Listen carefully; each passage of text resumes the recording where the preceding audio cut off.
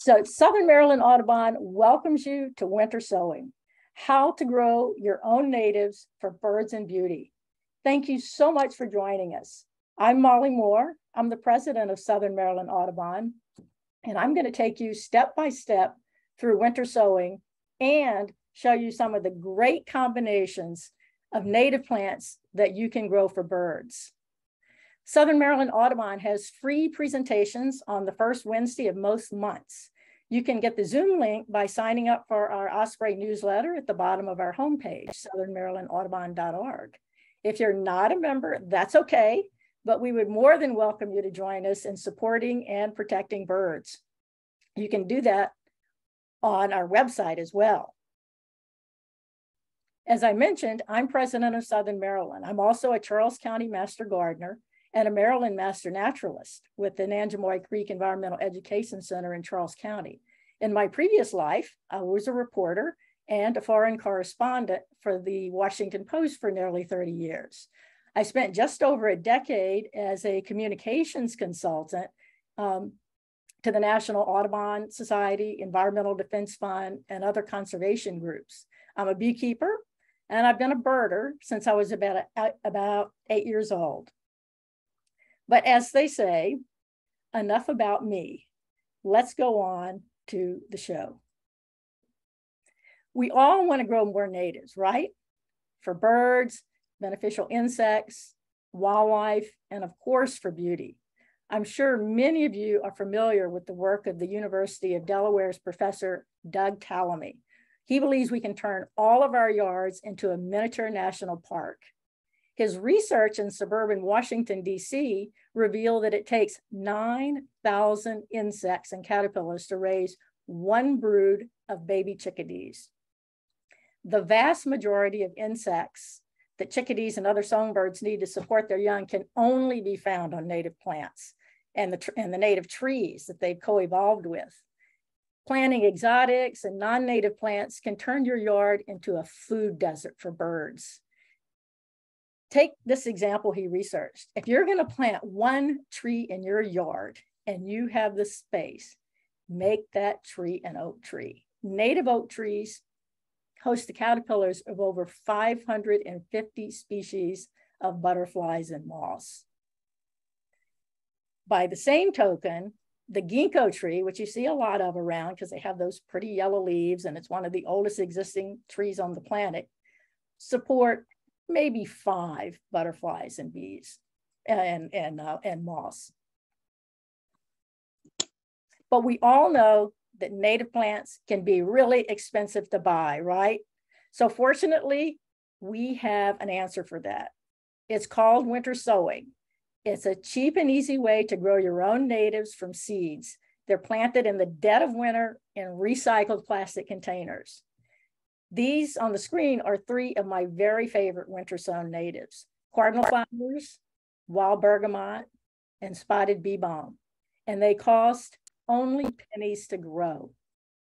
They offer virtually year-round support for birds, nectar in the summer, seeds in the winter, and they support tons of insects that provide nutrition to birds. They attract flocks of butterflies, and they look absolutely gorgeous in the garden. So I'm going to show you just one example of the economics of winter sowing. 2 years ago, I bought a packet of cardinal flower seeds for $3. I filled the bottom half of milk jugs with potting mix, sprinkled the tiny little cardinal flower seeds on top, sealed it up, and grew more than 60 seedlings. Here's part of the cardinal flower bed I created from those seedlings. It was too big to fit all the plants in the photo.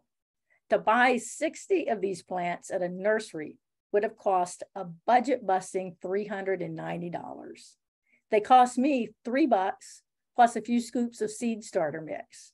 It was a pretty good return on the investment, I thought, and they were just buzzing with ruby-throated hummingbirds the entire blooming season. And along with the hummers, I might add, there were amazing butterflies, native bees and wasps, and all sorts of other pollinators. So let's stop a second. Winter sowing. It sounds kind of weird, doesn't it? So what is winter sowing?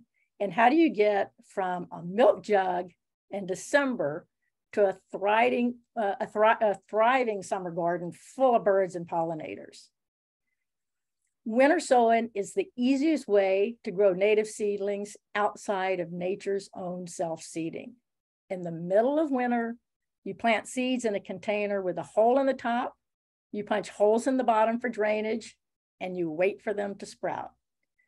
The concept of winter sowing was introduced in 2000 by Trudy Davidoff. Since then, it's been officially recognized by the USDA, and it's become wildly popular as more and more people have discovered this really fabulous way to grow plants, especially native plants. So why would you want to winter sow? So did I mention that it's cheap?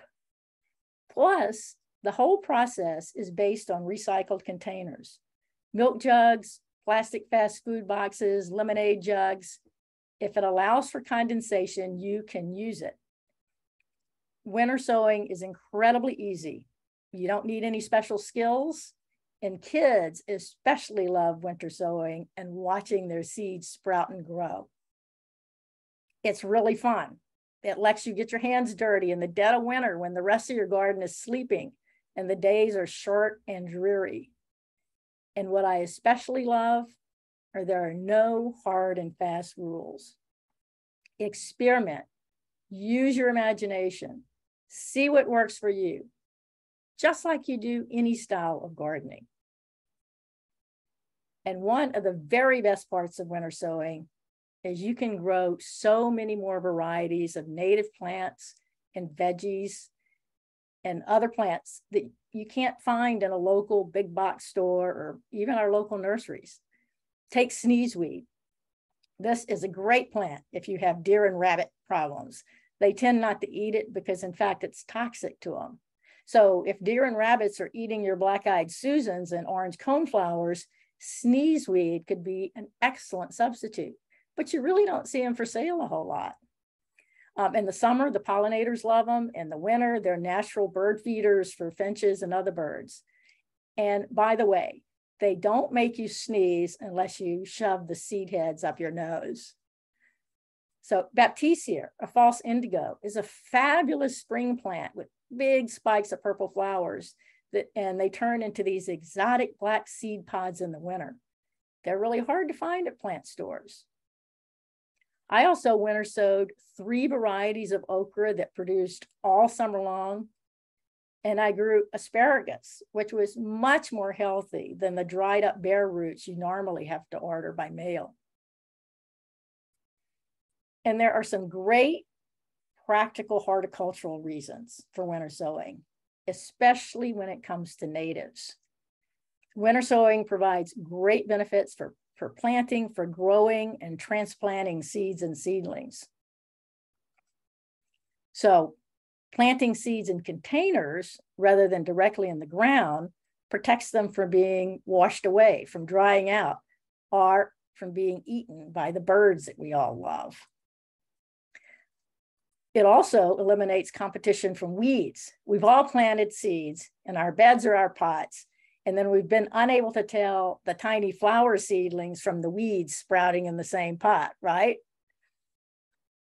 So winter sowing also produces strong, healthy plants. You will be amazed the first time you open a container and look at the extraordinary root system below the surface. And no more lugging pots and trays of seedlings from inside your house to the garden in spring to harden off your plants, getting them used to the outside. They've been grown outdoors and have already acclimated. The seedlings are ready to plant whenever the outside temperature has warmed up enough. And it hugely reduces the need for watering. You've essentially created a sort of pseudo greenhouse. The hole in the top lets the rain and the snow and the sleet enter, and the container allows for condensation, which in turn waters your seeds naturally. But here's one of the most beneficial reasons for winter sowing natives. So many of our natives, especially those beneficial to birds, require a period of cold stratification in order to germinate. In other words, they require cold, even freezing temperatures. These seeds have a naturally hard coating that helps prevent the seeds from being tricked into coming out of dormancy too early because of unseasonable warm spells in the winter. And unfortunately, because of climate change, that's just happening more and more. Winter sowing provides a natural stratification because the plants are growing outside and will germinate when nature tells them to. So no more bags of moldy seeds in the back of your fridge. So what can you winter sow? Well, natives, and more natives. Winter sowing was practically invented for native plants. And native plants make your garden or patio a vital recharging station for birds passing through, not to mention a sanctuary for wintering birds. But we'd be remiss in making you believe that winter sowing is only for natives. Winter sowing is for almost any plants except tropical plants. Perennials do fantastic. Herbs do stunningly well, as do annuals. And it's great for almost any veggie in your garden.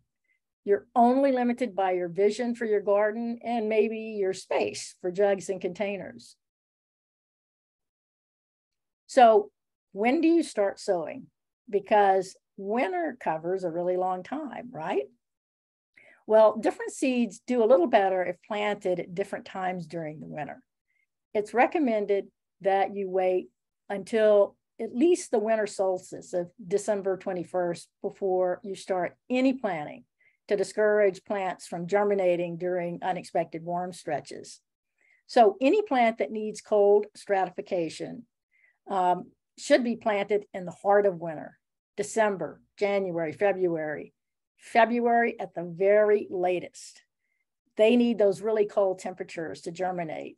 So your seed packaging will tell you whether your seeds need 30 or 60 or 90 days of cold to germinate. So you can plant any native during this time, whether they need cold stratification or not. Plus, you can plant native grasses and vines and trees. You can plant most perennials during this really cold stretch. Cold weather veggies like spinach and kale and Brussels sprouts. Herbs like thyme and oregano and parsley. And hardy annuals like pansies and ornamental kale. So for warm weather loving plants, you can sow them much later. So March through April is great for tender annuals like zinnias and marigolds and tithonia, or early spring vegetables like snow peas and lettuce and carrots and bok choy and broccoli. Warm weather herbs like basil and cilantro, you can sow later. And then you can wait definitely till April for those real heat seekers like tomatoes and peppers and eggplant. So yes, you can sow all these seeds earlier. They just won't sprout till they know they're ready. So one thing to be aware of, don't transplant your heat-loving plants into the garden before the danger of frost is past. Let them remain in their jugs, and we'll talk a little bit more about that in just a minute. So now you know what to plant, and now you know when to plant it. So here are the tools you're going to need. It's a pretty simple list, and there's lots of room for substitution. Keep in mind, a big part of winter sowing is about recycling and making use of what you have around the house right now. So of course you need containers. That's one of the main things. But if you don't drink milk by the gallon, ask your neighbors to save some. Or I've actually had great luck asking local coffee shops to save their used milk jugs. They're actually usually pretty intrigued when you explain to them what you're up to. Your most important investment, because we keep talking about how cheap this is, but you should have a good soilless seed starting or potting medium. That's going to be worth your investment of all of this. You're also going to need some scissors or a sharp knife or a box cutter for slicing through the plastic, hopefully without slicing through a finger. I use an X-Acto knife or a box cutter to puncture the jugs and get the cut started. A wood burning pin, a hot glue gun, a drill, or some other device for making drainage holes. And then you'll need tape, like duct tape or extra wide painter's tape for sealing and labeling, and a marker for labeling, preferably one that stands up to the UV rays and the rain that you'll get all winter. And you, of course, need your seeds. You need a bucket of water and a large container or a bucket for mixing the water into your seed starter mix. And it's also helpful to have a couple of other things. If you have problems with slugs, you can take coffee filters, or you can take newspapers like my longtime employer, the Washington Post, or some other type of pervious material, and lay it in the bottom of your jugs. And of course, you might want a trowel, and it is winter, so you might want some gloves. So now you're ready to roll. Step one, collect and wash your containers. The most traditional method is the milk jugs, gallon or quart sized. In my experience, I get the best, most consistent results using the milk jugs. They're a perfect shape, they're a perfect size. And here's a photo with me from some of my loot from the local coffee shops. But there are plenty of other options. You can use ice cream containers, you can use deli takeout containers, tall plastic drinking cups, even plastic baggies. Any transparent or translucent plastic container that can hold a soilless mix and can be covered to provide a protective and vented environment, just go for it. But also keep in mind that native plants and perennials need a minimum of 4 inches of planting medium to allow for their strong root development. So after you've washed and dried everything, you've rinsed everything, you don't have to dry it, I'm sorry, just rinse everything out to remove all the milk. Then comes the punching of the drainage holes. You can use a knife, scissors, drill, hot glue gun, or a soldering iron, and make 4 or 6 holes in the bottom of the container. But you can see just how easily this punches through the bottom of these plastic jugs. Generally, it's recommended that you have at least 4 to 6 holes, because these holes are a little on the small side. I tend to go a little overboard and punch a couple more because it's so easy. But there you have it, the drainage holes in the bottom of your jug. And then the next thing you're going to do for the jugs, you're going to cut them in half. And again, you want to leave about 4 inches at the bottom, and you want to make a hinge under the handle. By the way, you're going to just discard the cap. You can put it in a recycle bin or find another use for it, but you're not going to need it for winter sowing. And for containers with lids, you can just cut a small one like this is a lettuce box. You can just put 1 hole in the top. If you have a really big one, like a lasagna pan or something like that, you'd want to punch several holes in the top. So one of the most important things to do is label, label, label, because no matter how great a memory you think you have, you're going to forget what you put in those jugs. So the easiest way to label is to use a waterproof, UV-proof marker to write the names of your plants on the outside of the container. I reuse a lot of my containers. So the first year, I write the name of the plants on the jug, and then the next year, I just cover it with a piece of duct tape and write the new label. Other folks write the name on a piece of duct tape that they put on the bottom of the jug. Well, that saves the writing, but it also means you got to lift up the jug every time you want to try to remember what was in them. And if you're a meticulous record keeper, you can just number the containers and keep a separate list of inside, just so long as you don't delete or lose the list. Next, you're going to add your potting medium. So an optional step, as we mentioned, if you have slug problems, is to add a water permeable barrier like the coffee filter or newspaper to the bottom before adding your potting mix. Then add your 4 inches of potting mix to the container. you kind of tap the container to settle the potting mix and remove the air pockets. In one caution on the potting mix, don't buy mixtures that are marked moisture retaining for this area of Maryland that we live in. It'll keep your seeds way too wet. And also avoid mixtures that say weed free, because they contain chemicals to prevent weed seeds from germinating. That could also prevent your native seeds from germinating because the chemicals may not be able to detect the difference. Then you want to water your mixture thoroughly until the water drains out the bottom. So there's two ways actually to prep up your soilless mixture.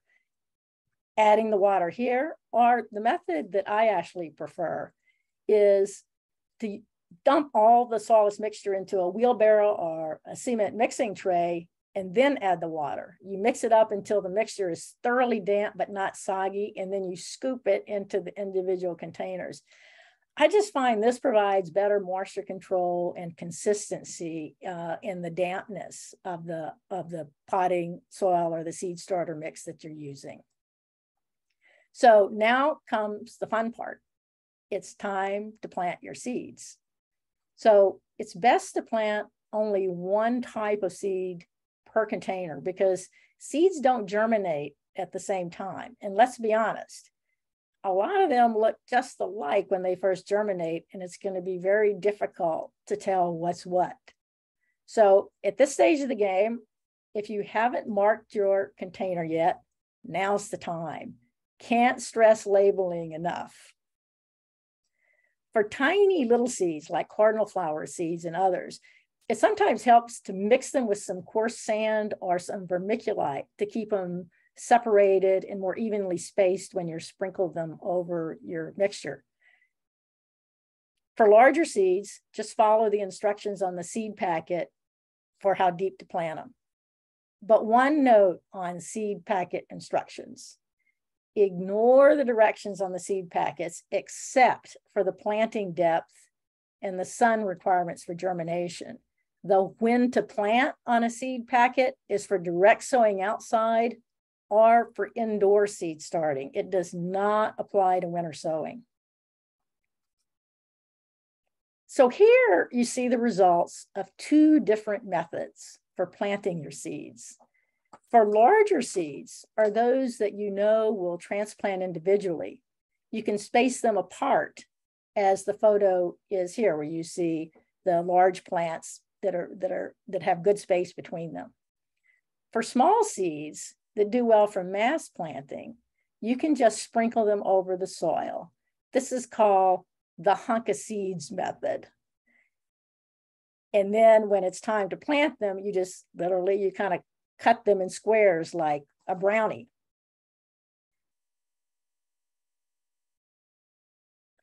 Now it's time to seal the containers. For jugs that you've cut open, the easiest method is tape. Duct tape is the strongest, but it's often the most difficult to remove.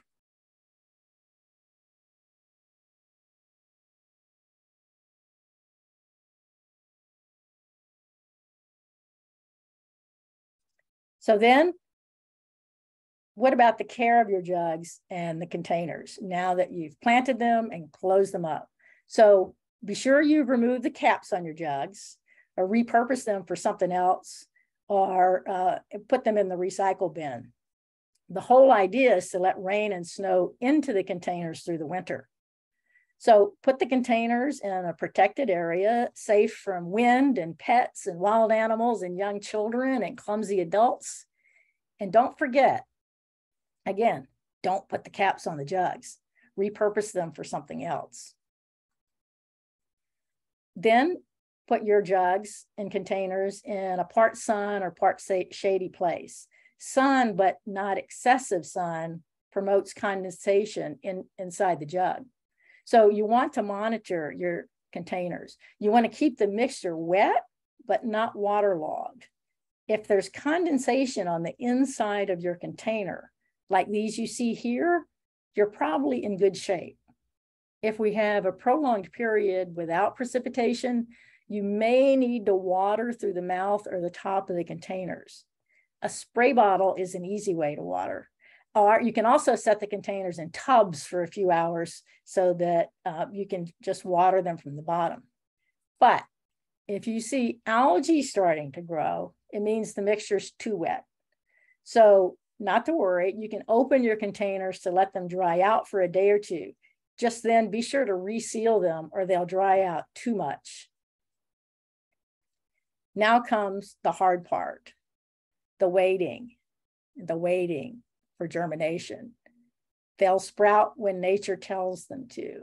You can't hurry the seeds, but in fact, you can and should peek inside. And if you were listening closely there, you heard a red-bellied woodpecker.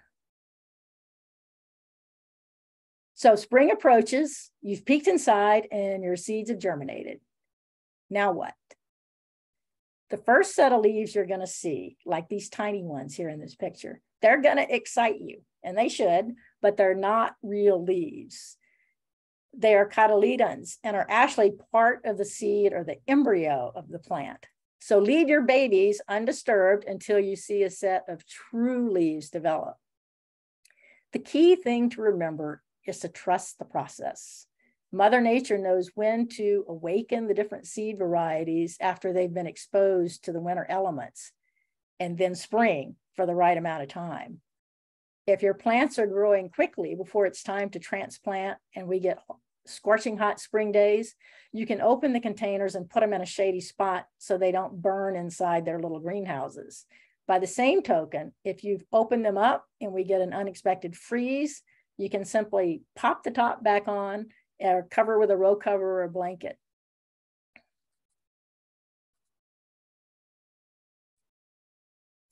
Now for the other fun part, the big reveal, opening your containers. Did I mention that duct tape can be a little sticky to pull off? It's one of the reasons I like using the extra wide painter's tape.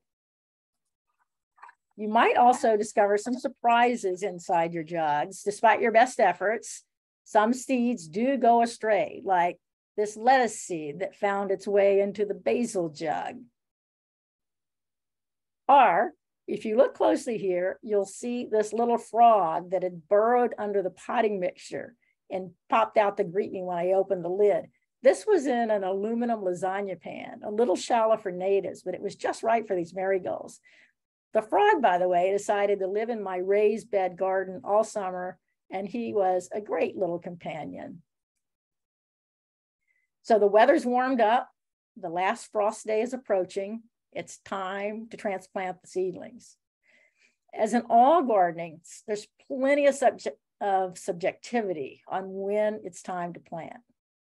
If you have lots of wildlife like squirrels and rabbits and groundhogs, or even goldfinches, it might be good to wait until your plants are a few inches tall to transplant them so they have a better chance of survival.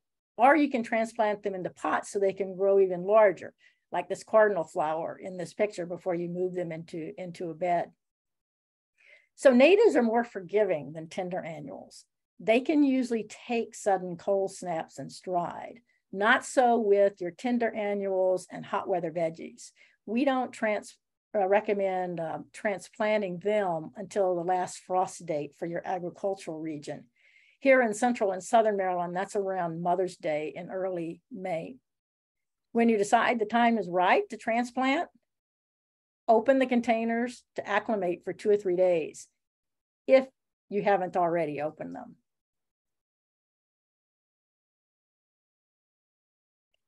So how do I get the seedlings out? It's really a matter of personal choice. Some people like to scoop the individual plants out with a spoon or a trowel. I found the easiest method is just to turn your jug upside down, put one hand over the top of the container and shake a little bit more. And now it's very easy for you to separate out the seedlings for planting and transplanting. Remember that the beauty of winter sowing is the very vigorous root system that you can't always see. But look at these seedlings. They're just about 2 inches tall. And look what you can't see until you take them out of the containers. The roots of one of those little seedlings is 3 times the length of the plant itself, just over 6 inches of root beneath the surface. This is the sign of a really healthy plant. But those roots are still very fragile, and you want to be very, very gentle with them. Treat them like the tender babies they are. If you're using the hunk of seeds method that I mentioned earlier, use a sharp knife to cut the mass apart, brownie style, and then plant the sections rather than the individual plants. The idea behind hunk of seeds is that Mother Nature will allow the strongest, healthiest plants to survive these mass plantings. I've had mixed results with the hunk of seed method, to be honest. Cardinal flowers, for instance, do a lot better as individual plants. Herbs really don't seem wild about this method and often grow leggy and bolt earlier than if planted individually. Whichever method you use, be sure after transplanting your seedlings to thoroughly water them and be vigilant. You just want to gently break them apart. You don't want to damage all those wonderful fragile roots that are in there. So you just very, very gently pull them apart. And it sometimes helps to dampen them before you start pulling them apart like that. So what if your eyes were bigger than your available planting space and all your seeds have sprouted and are outgrowing their containers? You can transplant them into 2 to 4 inch pots where the roots can keep expanding until you have the beds ready for transplanting, or you can give them to your friends and neighbors. In fact, this would be a great way to introduce neighbors to native plants if they're not thrilled with your efforts to turn more of your grassy lawn into native plant beds. You might mention to them that 96% of all terrestrial birds in North America need to feed their chicks insects for them to survive. And those insects depend on native plants to reproduce, to thrive, and to grow. Some natives, like cardinal flowers, benefit from being transplanted into pots and transplanted in the ground in the fall when it tends to be cooler and damper. And true confessions of any winter sower, there's always some seedlings you never seem to get around to planting. I found natives to be very resilient, and they do just fine, even when you plant them months later, or on occasion when you plant them a year later. So we're Audubon, we're the bird people. So I'm going to show you a few examples of the many plants you can sow specifically with birds in mind. I've had great success winter sowing all of these that I'm going to show you. And most are really hardy in the garden, and they'll come back bigger and better year after year. When you're deciding what to sow, it's helpful to consider plants that will create a year-round buffet in your yard through all the seasons. I show you this photo because it's so very iconic. You may have seen it before. Coneflowers are surefire goldfinch magnets. This particular purple coneflower is not native to our area, but they have become very ubiquitous in bird and pollinator gardens, and they are loved by birds and pollinators and are not invasive in the wild. So they're just fine to use in your garden. Well, what does a winter sown garden geared to birds and pollinators and beneficial insects look like?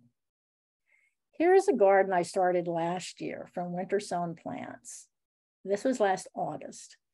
In the fall, I filled in with some more winter sown natives that I had potted up in the spring to let them grow big enough to survive my hungry critters. Those plants included orange coneflowers, culver root, and 3 types of phlox. So this is the same bed filled out this August, exactly 1 year later. The zinnias, of course, are not native, but the goldfinches and the butterflies, as well as my honeybees, love them. So I always plant a patch. You can see the orange coneflowers and the black-eyed Susans have just exploded. And the goldenrod on the left is getting ready to bloom. Goldenrod winter sows fantastically. The phlox and the Culver's root bloomed earlier in the season. To buy all these plants in a nursery would have cost a ton of money. It cost me a few dollars. In fact, most of the seeds I collected from seed heads in my garden or my neighbor's gardens. So one note though, always be sure to ask permission before you take seeds from anybody else's yard. And please never, never, never take seeds from plants in public parks or nature areas. In fact, it's illegal to do that. So you can also create a mini bird oasis in a small space or in a corner of a larger garden. Here, birds and pollinators can feast on the black-eyed Susans, on the Joe Pye, the spotted bee balm, and the scarlet and the red sage that you see there. Then they can have a drink or a bath.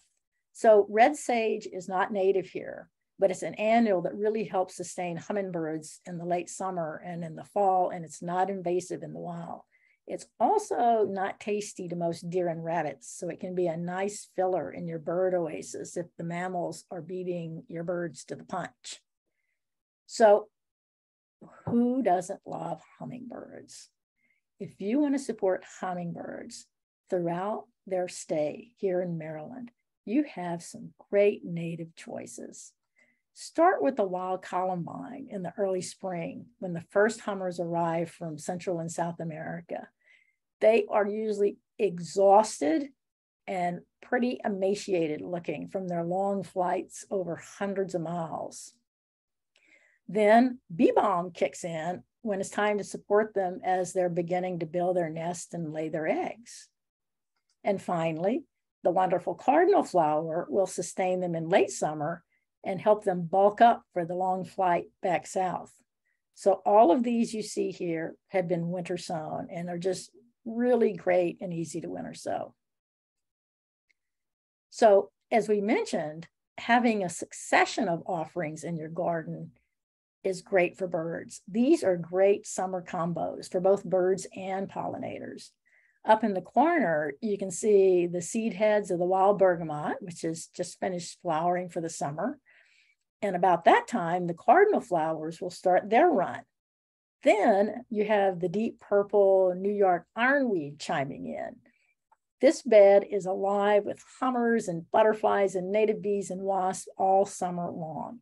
And in the winter, the seed heads offer nutrition and the dried plant stems and leaves offer protection for birds and homes for native bees and other insects. Here are two really complementary combinations that are very easy to winter sow and really easy to grow. They're perfect if you're just getting started in native gardening or if you've been gardening for years. You have orange coneflower with blue mist and with Joe Pye weed. So once established in the first year, they need very little watering, no fertilizer, and they can survive all kinds of abuse.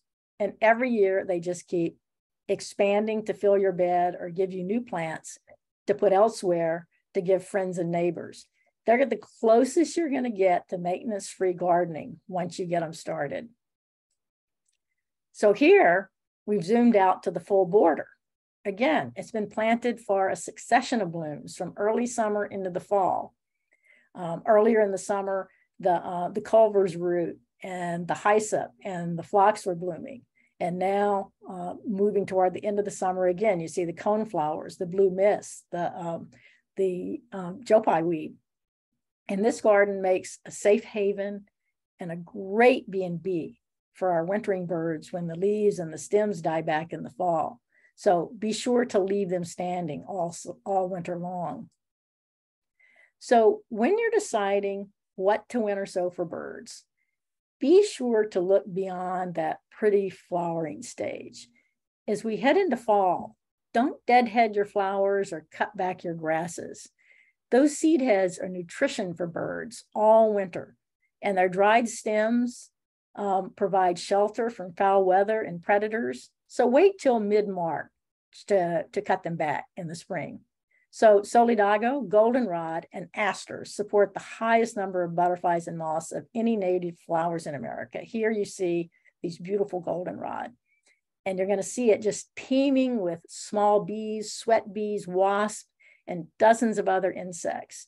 And the insects, of course, attract birds. So, by the way, it's a complete myth that goldenrod agitates allergies. It's pollinated by insects and not the wind. So if somebody is sneezing around goldenrod, the real culprit is most likely the ragweed that grows along with it in the wild. Also, don't forget, you can winter sow grasses like our native switchgrass here you see in these photos. The birds feast on its seeds in the winter, and it offers nice, thick, safe shelter from the elements. So be sure to think winter bird buffet when you're deciding what to winter sow. But winter sowing is not only for the birds. You can, of course, grow your own buffet of vegetables and herbs from those milk jugs. All of these tomatoes and okra, peppers, lettuce, and basil picture here were the product of this year's winter sowing. And the pesto will be a great reminder of summer while you're winter sowing this coming winter. I hope you're convinced to give winter sowing a try. It really is a cheap and easy way to grow your own plants for birds, for beneficial insects, for your dinner table, and of course for beauty. Here's a quick checklist for winter sowing. For continuing information and shared experiences of winter sowers from all over the US and the world, you might like to join the Winter Sowers Facebook group. It's administered by Trudy Davidoff, who is responsible for popularizing this method of gardening. If you have a problem, chances are good you're going to find the answer in this group. And also, Audubon has a fantastic interactive database for native plants for birds at audubon.org/plants for birds. You just plug in your zip code and you'll get a list of great natives for your area to meet any kind of growing conditions. Thanks again so much for joining us. And now I'd be happy to take any of your questions. We'll start with some of those that are already in the chat, but if you have more, please add them or raise your hand using the little reaction button at the bottom of your screen.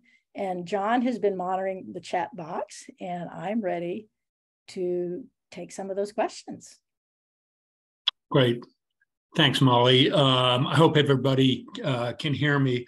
So we have an inquisitive group tonight, Molly, and I'll just go through them in the order that they came up. So Hurricane Thompson wonders if you know when to seed pawpaws. When to sow pawpaws. They would be the same as any of these others. You could sow them in the dead of winter is probably a good time to give them a good start. Okay. But because also keep in mind that they're not going to sprout and germinate until they know that it's the right time. So you really can't go very wrong.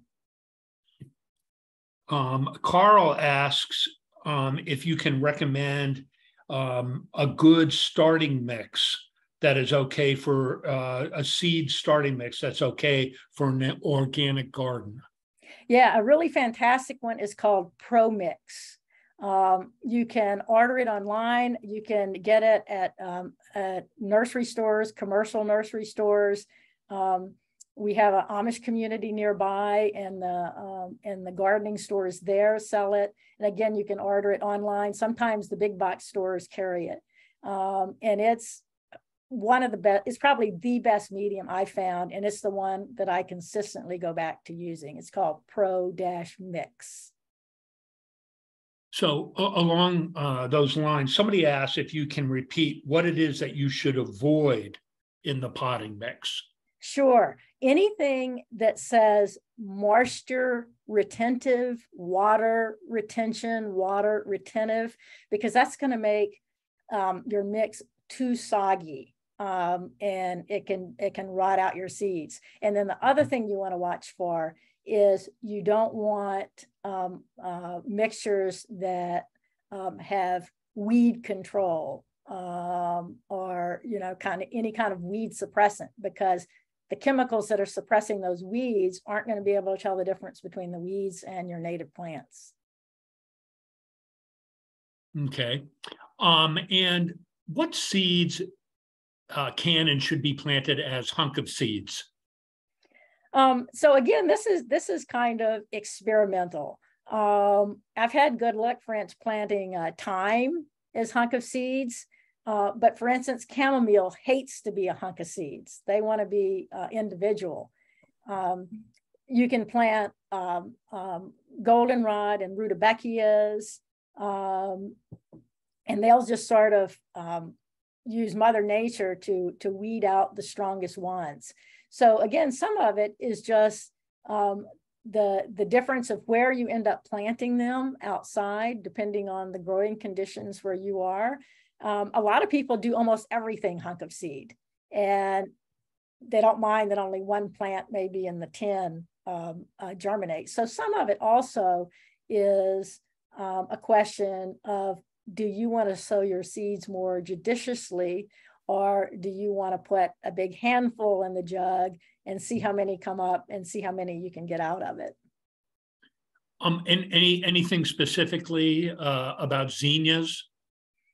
Zinnias don't like the hunk of seed method so much because some people have problems transplanting zinnias that they don't like the transplant. I've always found them to be pretty hardy, but they do like to be transplanted individually. And I think when you use the hunk of seed method with zinnias, it can be too damaging to their roots. So they're probably not one that I would use that method for. Sophie wonders, so you've got all of your containers out there. What happens when it rains? Well, that's the best part. It rains into your containers. That's one of the ways that you will keep the moisture in your container all the way through the winter season. And sure, there's condensation, but you do need moisture in there for the condensation, right? Because the condensation is not going to last all winter from that watering you did in December or January or February or March or whenever you planted your seeds. So you want the rain in there. And generally it will even out because, of course, they're in a jug. You're not going to get sort of the deluge that you would have. Say you planted your seeds out in a flower bed and you just got one of these horrific winter rainstorms could just wash away all your seeds. That's not going to happen in the container here. And one of the things, like we mentioned, one way to tell if you're getting too much rain in your jugs or you have too much water and damp is you'll see algae starting to grow. And when that happens, just open your jugs for a few days and let them air out a little bit. Okay. Darlene wonders whether you think you can successfully do winter sowing on a screened porch. You probably could. The problem is you're going to have to manually water them and monitor the jugs to make sure that your soil stays damp enough. So it kind of defeats the purpose of winter sowing, because the purpose of winter sowing is you really don't have to do very much. You just put the jugs out there and let nature take its course. But I can understand if you have animals or if you're in a place where your jugs just wouldn't be safe, you could certainly do it. Make sure it's a part of your porch that gets sun, and just you're going to have to monitor those almost like they were, a potted plant. So better to put them outside if you can, but if your conditions are just horrendous and you can't, you can try it with really close monitoring. Okay. Kathy has a small yard and she's wondering, can she plant in containers? You mean is the question that can you plant your winter sown plants in containers after they sprout? In a small yard, do you think she can successfully do container planting? Sure, absolutely. Absolutely. Because container planting is kind of made for small spaces. Meg asks if you have a favorite vendor for native plant seeds. Oh, there's so many out there. If in this particular area, it's good to try to find some that are local to your area, because you can be sure that they have native plant seeds to your area. Southern Seed Exposure in Southern Virginia grows plants specifically for our region here. There are larger ones like Prairie Moon nurseries have great selection of native seeds.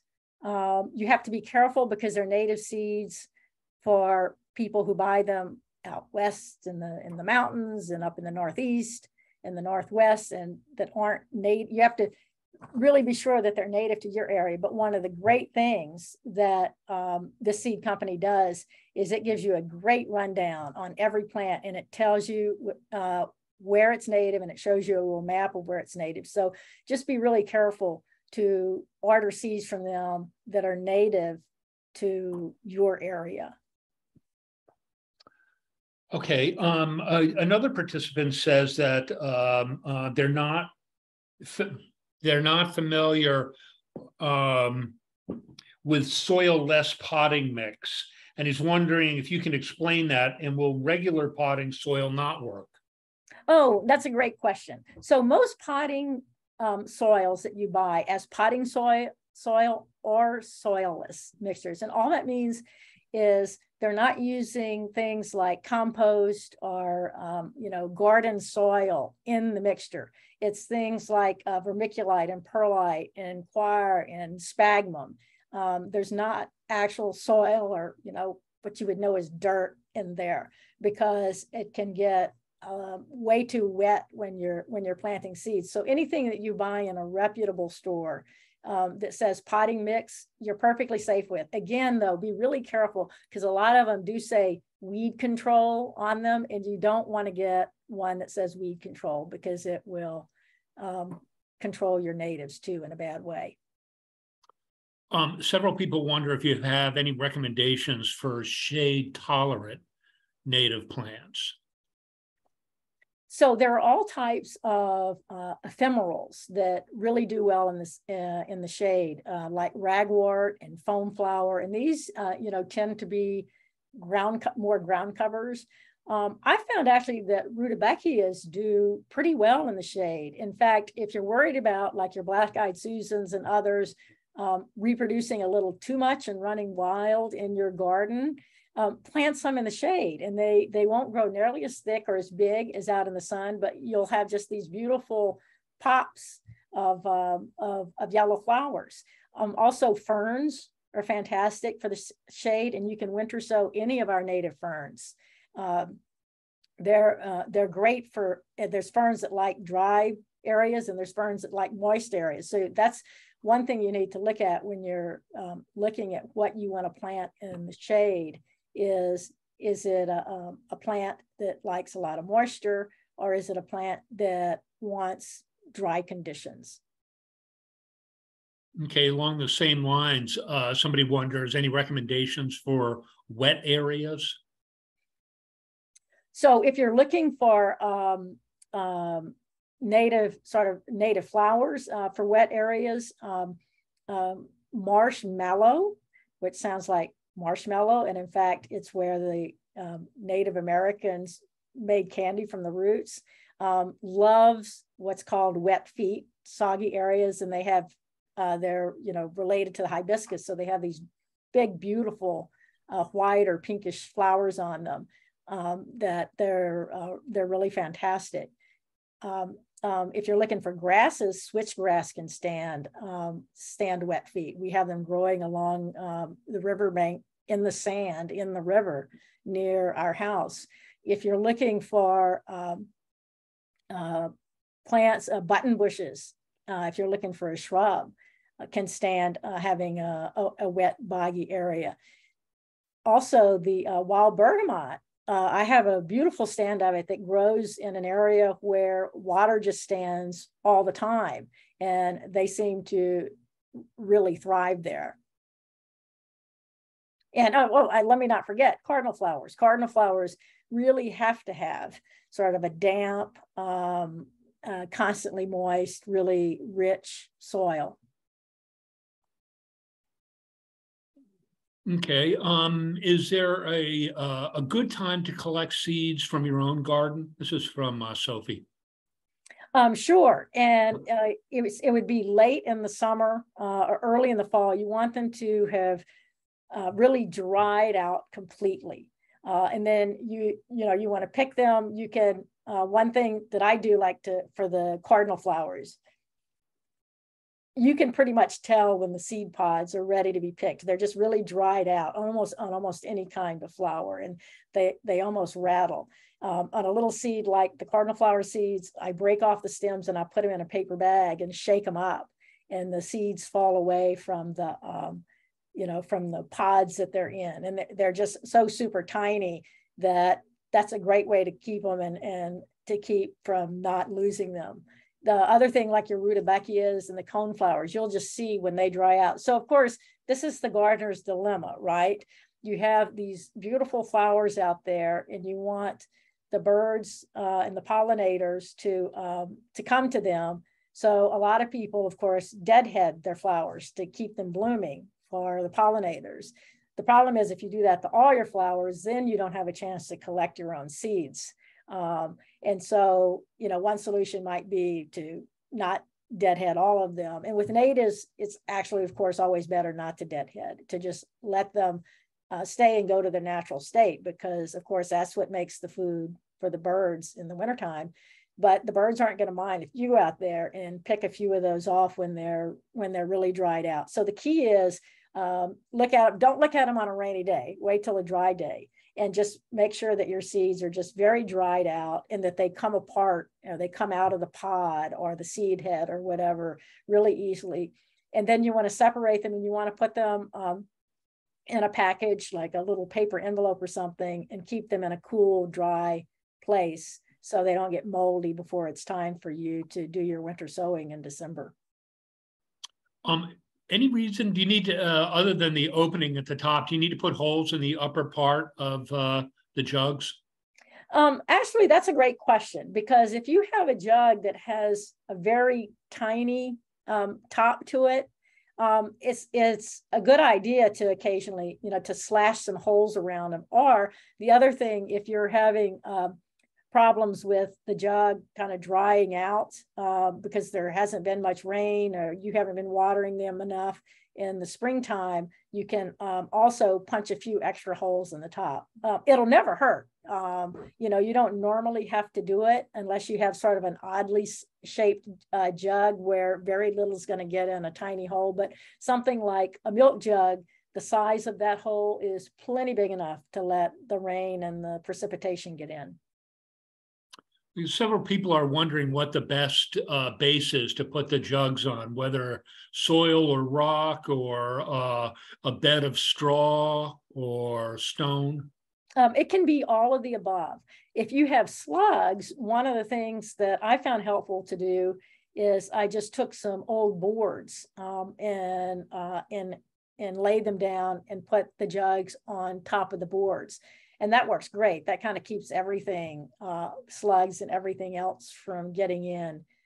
Straw, if you had a thick enough bed, but it also might be something that would attract the slugs if it stays damp all winter. But yes, you can put them on rocks. You can put them on your back steps. You can put them on your back deck. You can put them just on a grassy area. In fact, maybe we were trying to kill some of the grass over the winter. So it's not too picky. The key problem that most people have is slugs. And so if you don't have slug problems, you're golden. Put them anywhere. If you do, again, setting them on a board, setting them on some rocks, putting them on some steps, or any kind of surface where the slugs can't slime their way up. So you've put you planted the seeds in the containers and you put them out, and suddenly you get a really, really extreme cold snap. Should you bring your containers inside? No. Or what do you do? Yeah, so I'm sorry, the first part of the question is what, had they opened their containers? Can you tell me what the first part was again? No, they've put the containers out, and suddenly there's a cold snap. So after they planted their seeds in the containers and there's a really bad cold snap, should they bring the containers in, or what do they do? Oh, no, no, you always leave them out. That's the beauty of it. You don't have to haul them back and forth. Because you're creating this, essentially this little mini greenhouse, your seeds are going to be perfectly safe out there. So no matter how cold it gets, especially if, if they haven't sprouted, just don't worry about it. The only time that you might want to take some action is late spring, and say your plants are 2 or 3 inches tall and you've already opened up your containers to acclimate them, to get ready to transplant them or plant them out in the garden, and we have a really cold snap, then you'd want to cover them. You could do that just by simply putting the lid back on or throwing a row cover or a blanket or a sheet over them. But normally after you've planted them, you never have to bring them inside. In fact, that kind of goes against the whole concept of winter sowing. So Kathy, and I'm not sure that this is about winter sowing seeds, but she said in terms of putting seeds out for birds, should you do it year round? Because she noticed that there were fewer birds at the end of July when the garden was really starting to blossom. Well, that's great. That means that you're doing a fabulous job. And it's, of course, always better to give the birds natural food than, feeding them things you have to buy from the store. So the birds are just kind of telling you when they need the supplements and when they don't. And in the summer, if you have all sorts of native flowers and native grasses and native trees, the birds are just naturally going to gravitate to those before they come to a bird feeder. The real key time that you can help birds is in the wintertime, especially when it's snowing and the weather is really cold. Now, if you have lots of native plants, and if you've not cut them back and you've left them standing, you're going to find that they're just going to be full of birds, and birds are going to go and just flock to your native plants that are out in your yard before they go to the bird feeder. So it's fine to feed the birds year round, but you will find if you're moving toward planting more natives in your yard, you're going to find them eating less and less of the store-bought bird feed that you're putting out for them. And that's a good thing. That means you're doing everything right. Bill asks if Coreopsis can be transplanted to a shady area. So it can, it struggles. I have some growing in a shady area and it's not particularly happy. But it will do really well with just a few hours of sun. They go crazy in full sun, but you can get away with a partial sunny place. If it's absolutely shady, you're just not going to get a lot of blooms on it. Okay. Kathy says she emphasizes a small, in capital letters, yard. Is there a small oak species she could plant? So most oak species need some room to grow. So perhaps an oak would not be the best thing.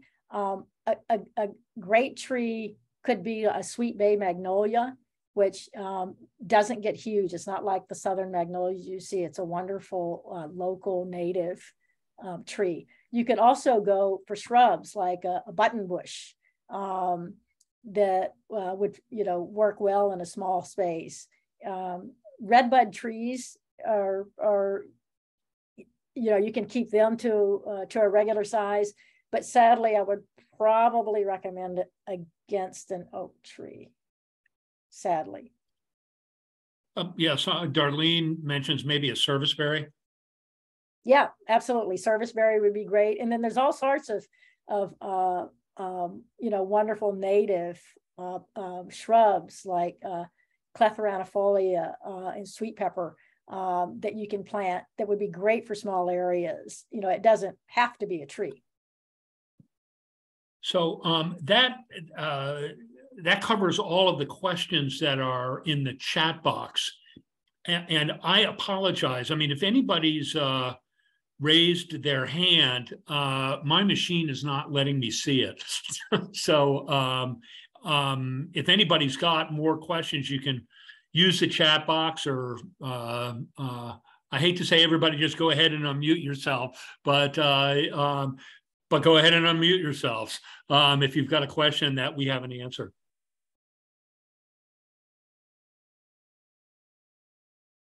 Okay, can you go over those oak, those other options instead of an oak tree? Sure. So some small trees that you could plant could be a sweet bay magnolia. You could also plant a fringe tree, which is a fantastic native tree that gets just these amazing drooping white clusters of flowers in the springtime, and you can keep it trimmed to as small a size as you like. It does like sun. Button bushes are great for a small area. It's gets to be a sizable bush, but it doesn't turn into a tree. A serviceberry that someone mentioned would be a really excellent one. Clethra annifolia is a great native bush that has beautiful and really sweet smelling flowers in the spring, and then its leaves turn a nice golden color in the fall.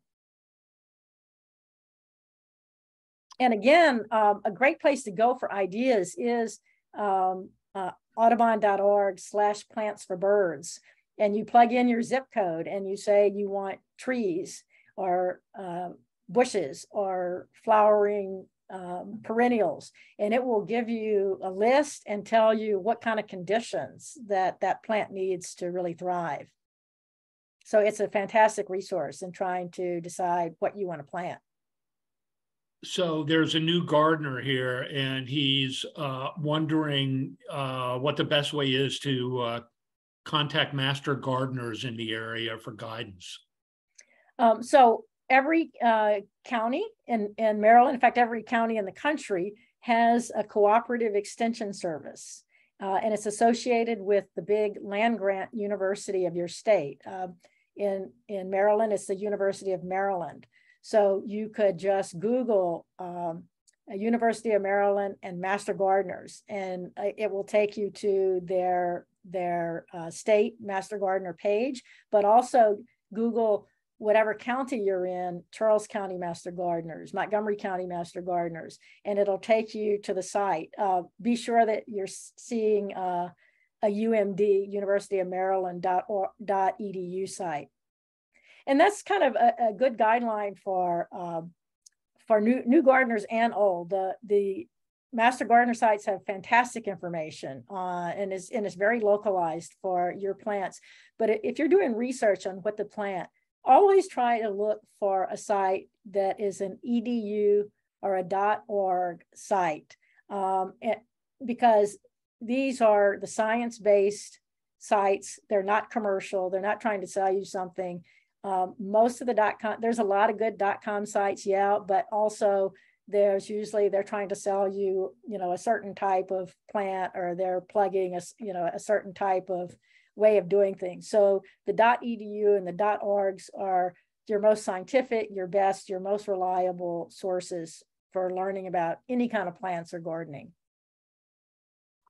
So everybody should know as well that this presentation is going to be available on the Southern Maryland Audubon Society YouTube channel.